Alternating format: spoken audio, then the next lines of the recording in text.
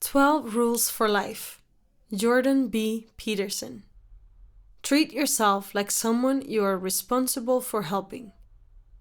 Why won't you just take your damn pills?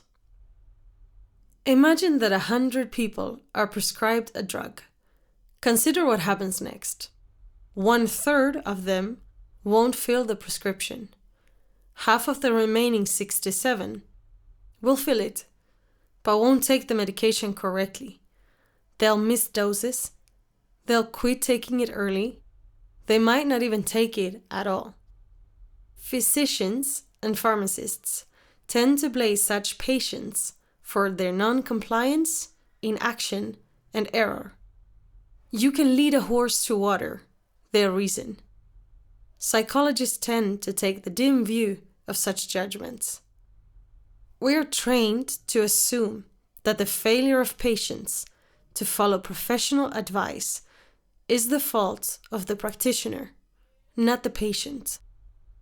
We believe the healthcare provider has a responsibility to proffer advice that will be followed, offer interventions that will be respected, plan with the patient or client until the desired result is achieved, and follow up to ensure that everything is going correctly. This is just one of the many things that make psychologists so wonderful. Of course, we have the luxury of time with our clients, unlike other more beleaguered professionals who wonder why sick people won't take their medication. What's wrong with them? Don't they want to get better? Here's something worse. Imagine that someone receives an organ transplant. Imagine it's a kidney. A transplant typically occurs only after a long period of anxious waiting on the part of the recipient. Only a minority of people donate organs when they die, and even fewer when they are still alive. Only a small number of donated organs are a good match for any hopeful recipient.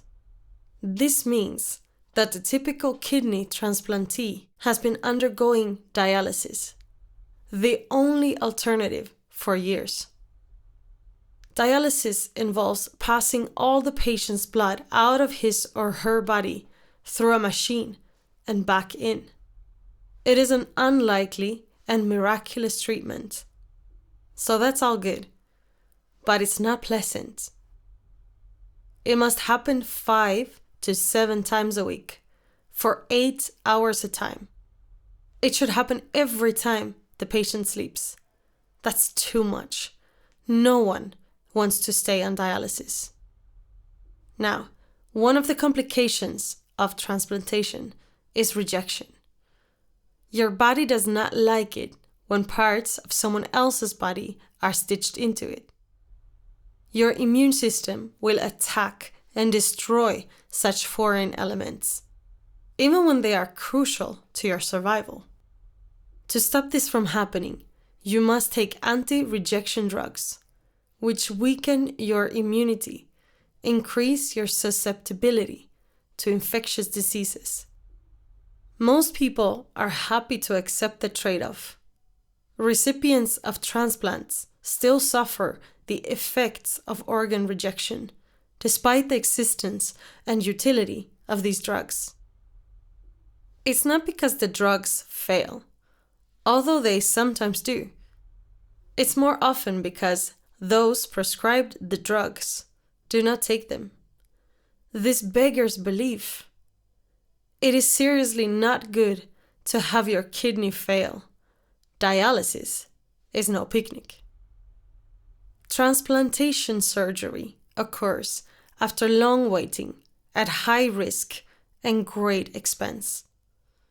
To lose all that because you don't take your medication, how could people do that to themselves? How could this possibly be? It's complicated, to be fair.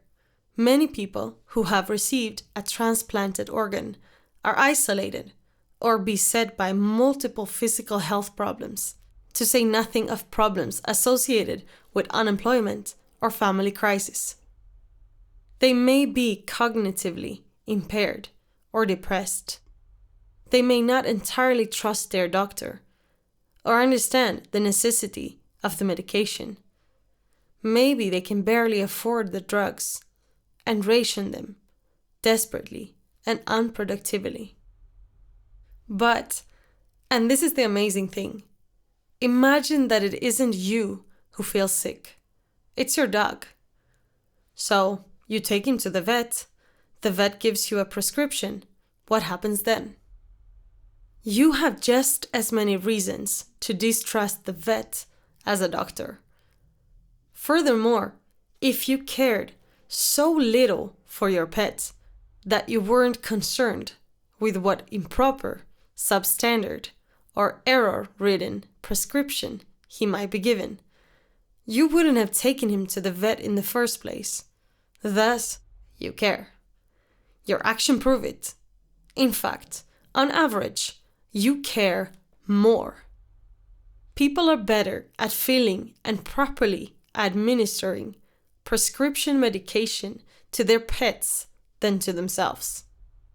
That's not good. Even from your pet's perspective, it's not good. Your pet probably loves you and would be happier if you took your medication. It is difficult to conclude anything from this set of facts, except that people appear to love their dogs, cats, ferrets, and birds, and maybe even their lizards, more than themselves. How horrible is that? How much shame must exist for something like that to be true? What could it be about people that makes them prefer their pets to themselves?